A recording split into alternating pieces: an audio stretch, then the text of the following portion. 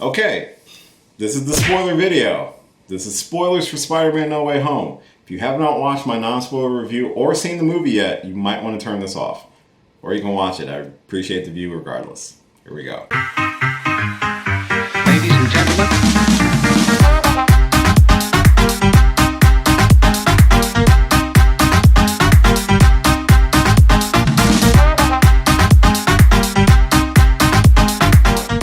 Hey, what's going on everybody? It's your boy Will, and like I said right at the beginning of this video, because I did not want anyone to accidentally at me in the comments. This is a spoiler review for Spider-Man No Way Home. I have done a non-spoiler review. The link for that is in the description below. Please go watch that first, where I talk about my feelings and thoughts on the movie without spoiling any of the major spoilers in this movie, because this movie has so many spoilers. I'm kidding you not. This is a warning. I'm sorry. I'm so emotional right now. This is me warning you. Do not watch the rest of this video if you have not seen Spider-Man No Way Home.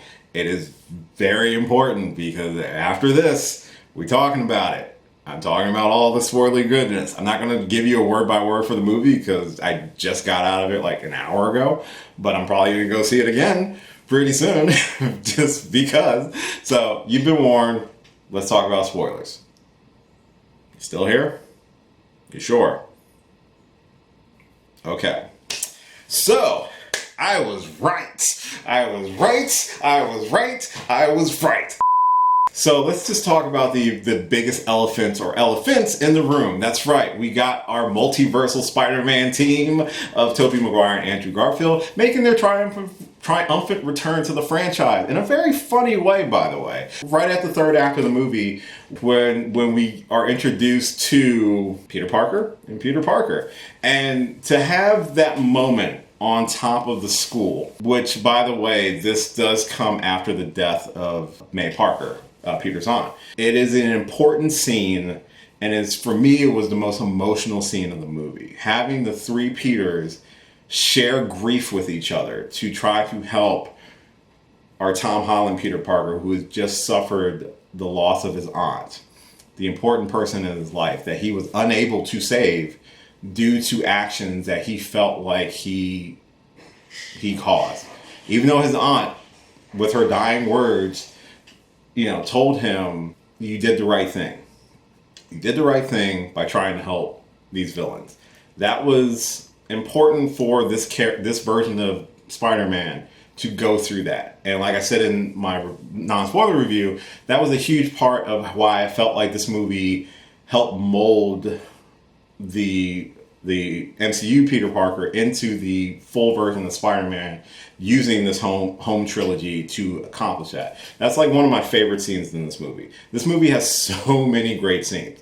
Even at the beginning of the movie with the escape, when it picks up immediately after what happened in Far From Home, when him and MJ are swinging around the city, I think it's a really great chase sequence, and it sets up how dramatic this entire shift in tone is throughout the movie, where we go from what we've experienced with the first two movies, where it's a little bit more lighthearted and jovial, to, oh shit, my identity's out there. My family and friends are in trouble. I'm in trouble. I need a good lawyer. And I shit you not, this was probably one of the two parts in this movie that I was like, yeah, was when they're in their apartment after talking to the police multiple times and trying to figure out what to do legal side of things. You see a walking stick come into frame, and then we get our Charlie Cox, Matt Murdock, Daredevil cameo. Yes, like I said during the Hawkeye review, where Vincent D'Onofrio's Kingpin showed up, I bet money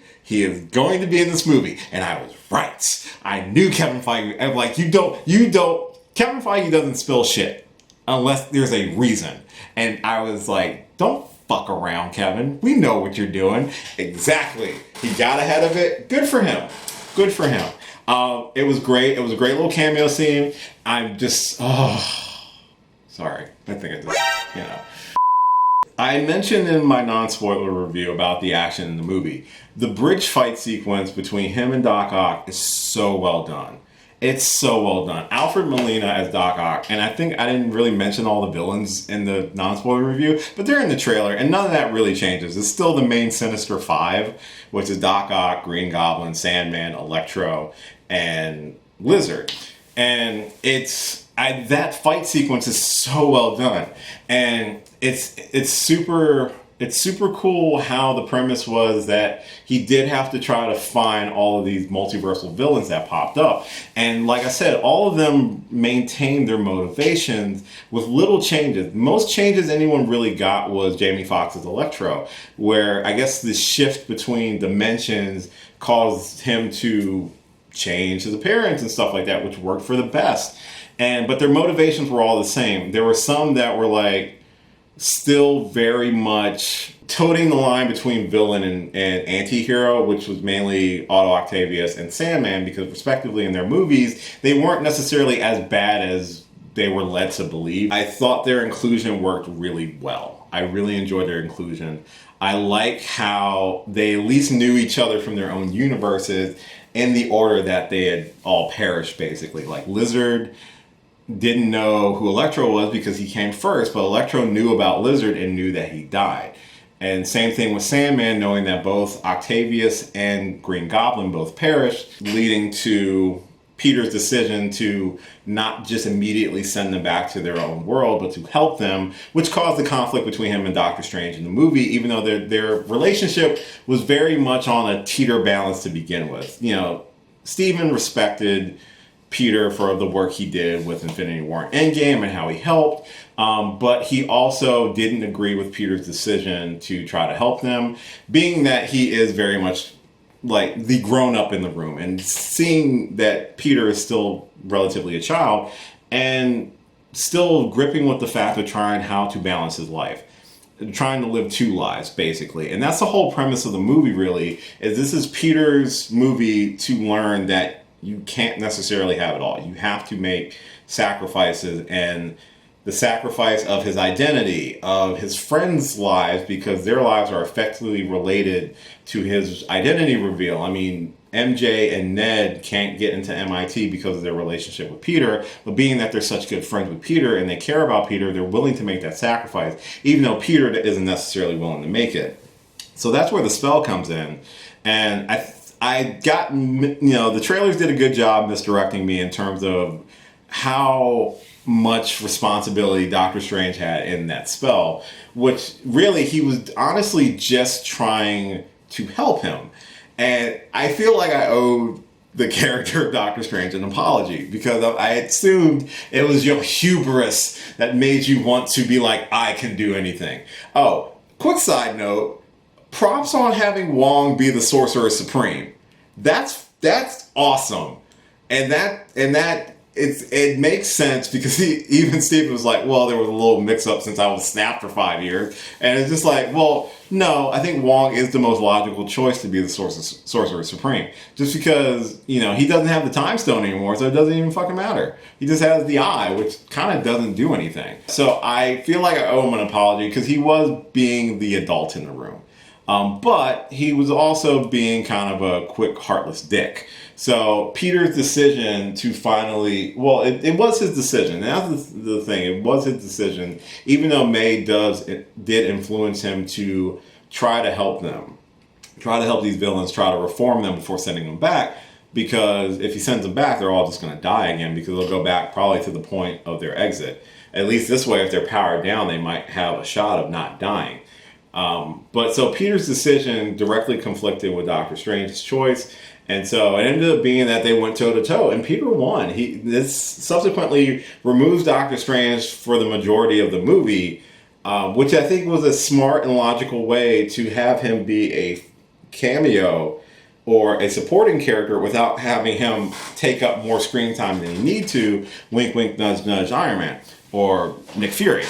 So I think that aspect of the movie worked out pretty well. Again, unfortunately, him trying to help them ultimately is what leads to May's death, and also to the uniting of the two other Peter Parkers to have 3 Spider-Man, which is one of the best parts of the movie. I'll get to that in just a second, but I do want to talk about how them helping the villains is the most Spider-Man thing. Because Spider-Man as a character has always been...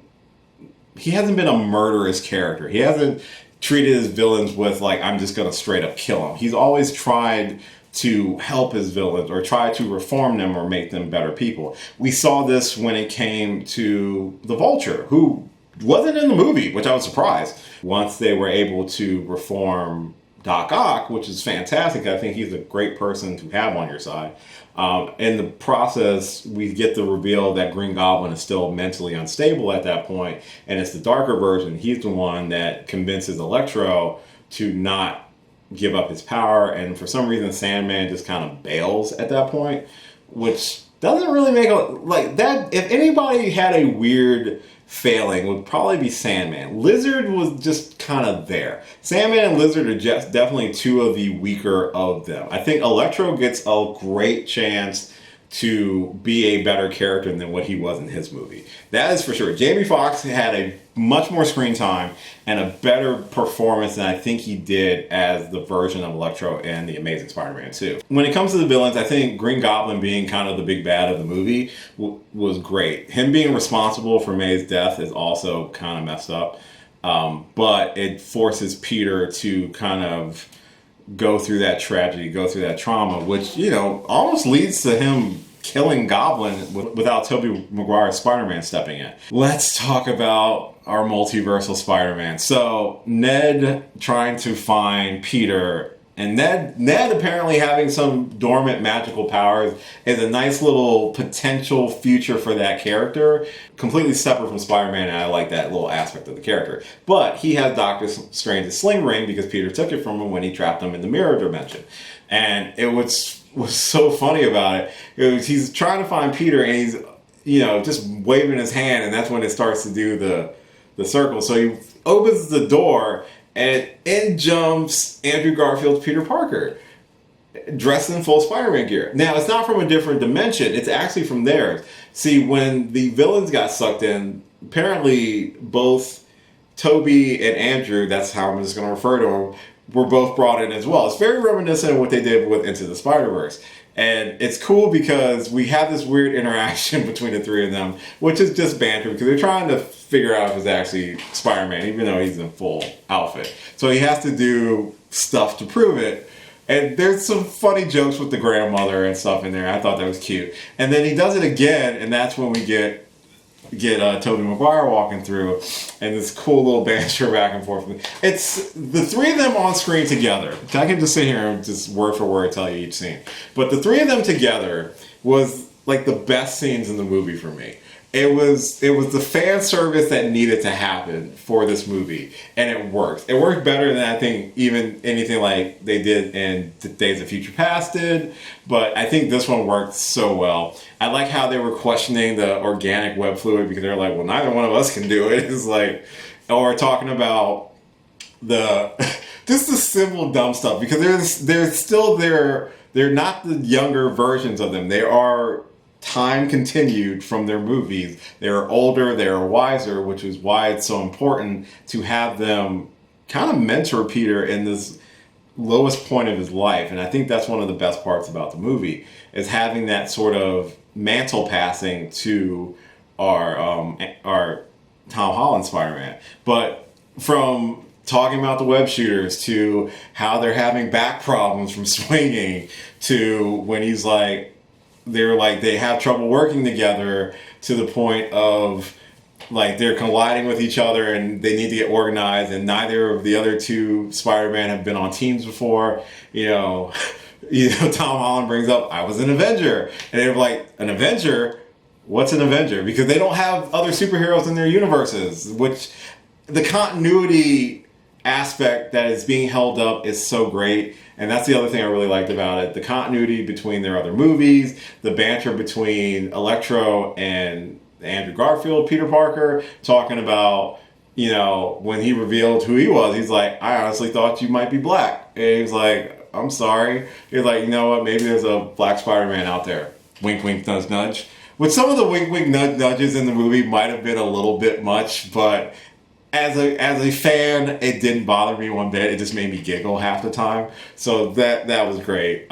Seeing them be scientists and being intelligent and not just using their powers to solve problems, but using their brains to solve powers. Like how he took down Doctor Strange using geometry was great. That sort of continuity, that sort of world building that was present already and present from the other franchises being brought in.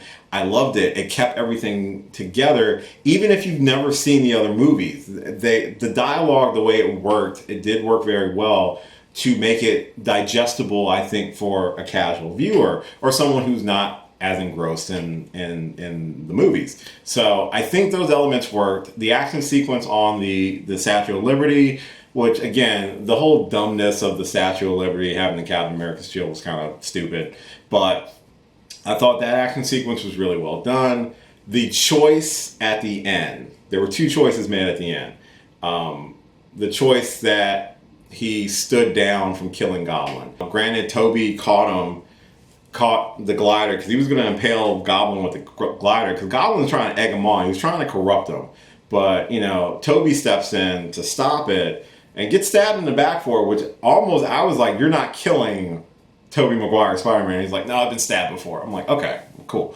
But that sort of moment, he needed that. And there wasn't any words. They just looked at each other. And he knew, he's like, you have to calm down. You have to, this isn't right. It's not going to bring May back. You don't let your anger take over. And then making the decision to inject Goblin with the serum was the right decision. He did what was right. And the really hard, tough decision is that he had to own up to the mistake. The only way to keep other multiversal versions of characters coming in looking for Peter Parker, because that's what was drawing everyone to their universe, is because the spell, instead of making people forget that Peter Parker was Spider-Man, it was bringing anybody who knew Peter Parker was Spider-Man into their universe. And unfortunately, the spell broke free again, and now these different universes, different characters are going to start coming in, flooding our universe. Peter had to make the sacrifice play and tell Doctor Strange, redo the spell to make the world forget who Peter Parker is. Not who Spider-Man is, but who Peter Parker is. So that would effectively erase Peter Parker from everyone's memory. So with tearful goodbyes to Ned and MJ, and a show of respect between him and Doctor Strange, the spell is triggered and everyone forgets who Peter Parker is. They still know who Spider-Man is. So Spider-Man is still a vigilante and supposedly a menace, and I'm pretty sure the Avengers will still remember working with Spider-Man, but they won't know who Peter Parker is. And that effectively reboots Tom Holland's Spider-Man back to square one. Basically, he is on his own. He's lost his aunt. There's no reason for Happy to keep coming into the movies now because May is dead, and they had already broken up at that point. He has an opportunity to start trying to refresh MJ and Ned's memory, because he promised. He did, but he broke that promise because he realized he's just going to be putting them in danger, and he doesn't want to do that.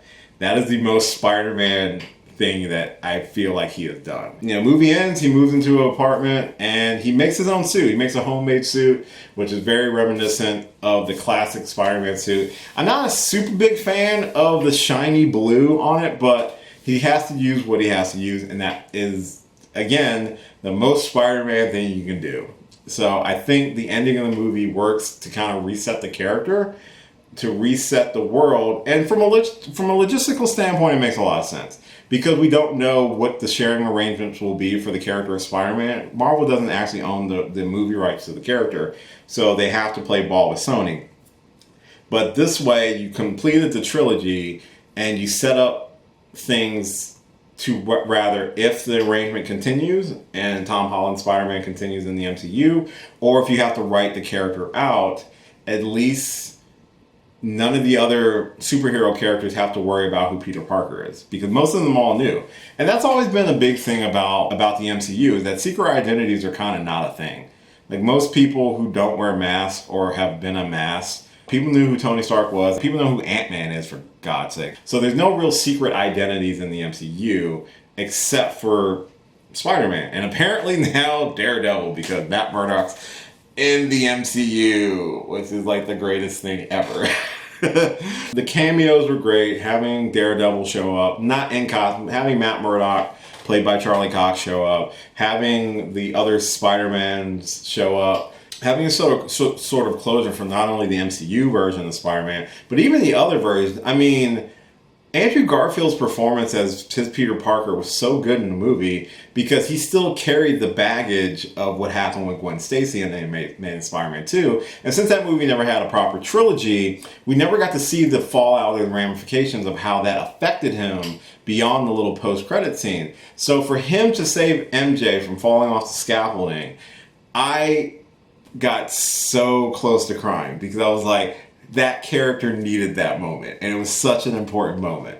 Having the moment where Peter and Doc Ock got to meet each other again, with Doc Ock's mind now clear, was such a great moment as well. There are a lot of great moments in this movie. There are a lot of sad moments in the movie. The death of May Parker is pretty fucking sad. You know, the fact he has to give up his high school friends, the people that were very close to him, the love that he had to sacrifice those things. It's kind of a weird way of growing up. And I think that's the thing about this whole Home trilogy. It's the growing up of Peter Parker throughout the entire trilogy. And it's hard to have thought about that if you just watched the first two. This movie recontextualizes those first two movies as this is a story of him becoming an adult. It's the last 3 years of his high school, and it's the same token, he's becoming the adult that he is most well known for by fans. It's great seeing the high school version of Spider-Man, albeit there's some arguments that it hasn't necessarily been handled as well, but I think this movie really makes it work. It makes the whole thing work. And that's one thing I really like about the movie, is that it really contextualizes the growth of the character to where we see him at the end of the movie, where he's still the friendly neighborhood Spider-Man, but he's also been through the fire. He's had the loss that he hadn't really had besides Iron Man, which again was important, but again it wasn't like May dying, like losing his Aunt May, and her being in that sort of Uncle Ben role. Even though there wasn't Uncle Ben, we have confirmation there wasn't Uncle Ben in this universe. Her being that sort of role for the audience, it worked. Like I said, the quips were a bit much at times, but it's a Marvel movie. At this point, those are common, and they're there. So it's not something I want to say makes this movie terrible, because all of them do it. So if that's the case, they're all terrible, which I don't think they're all terrible. I love pretty much all of them for the most part. But overall, yeah, the movie's great. The cameos were great. Where it leaves the characters going forward, the potential that Ned might become a sorcerer, which is funny as hell. Maybe MJ, if they do bring back Zendaya for it, will eventually go into like journalism, and we'll get like a version of MJ like we see in the PS4 version of the game, where she might be able to rediscover who Peter Parker is and who, that sort of thing, and re-fall in love. That would be really nice. I don't think it's the end for Tom Holland playing the character. I think the movie does a good job of setting up an open door policy that the character could return, because the way the movie ends, which there's a post-credit scene, the post-credit scene is basically Tom Hardy's Eddie Brock and Venom are trying to get their bearing being in this world that they're in currently, which means that the post-credit scene from Venom Let There Be Carnage took place during Spider-Man No Way Home. That makes total sense. But when they return everybody, they go back as well, except for a little piece of the black symbiote. So we could actually get a version of Venom in the MCU. They left that door open for it. If they continue, which they will, I'm just going to assume that the way the movie left it ambiguous, I'm going to leave my expectations ambiguous as well. The other post-credit scene, which wasn't really a post-credit scene, it was actually a preview for Doctor Strange 2, which looks hella dope. I can talk about that later. But overall, again, this movie is fantastic. It's great. I loved it. I want to see it again. I might try to go see it again Tuesday, maybe, because I took off from work. But so that's my spoiler review for Spider-Man No Way Home. Let me know your thoughts in the comments down below. Hopefully you've enjoyed this and the non-spoiler review if you did watch both. Let me know other things from the movie that I might have missed in the comments as well. This is where you can do all the spoiler talk. So try to keep the other one non-spoiler. Let's talk about spoilers over here. As always, thank you so much for watching this and all my videos. I really do appreciate it. If you are new to the channel, hi, my name's Will. I do this geeky thing around the internet, and I do it pretty much weekly at this point. But if talking about movies or trailers or games and any other geeky aspect is your bag, why not subscribe to the channel? I'd love to hear from you, love to get to know you. It would really help me out. I'm super close to 400 subscribers. I don't think I'll hit 400 before this video comes out, but maybe if I did, I'll stay right here. If not, there's nothing there. You can follow me on all the social media listed at the end of this video. Ton of videos on the channel right now. I'm pretty sure I forgot some things, especially the tie-ins with the Hawkeye series, but I will talk about that in my finale video for Hawkeye that is coming up next. So like, share, subscribe, and all that fun stuff. And as always, until next time, I will catch you later. Hey, thanks for watching this video. If you did like this video, why not give me a thumbs up and share it with your friends? You can subscribe to the channel by clicking on my gorgeous little face right over there. You can follow me on all the various social media platforms right below. And last but certainly not least, if you've got a few extra minutes, why not check out one of the lovely videos floating right over here. Later.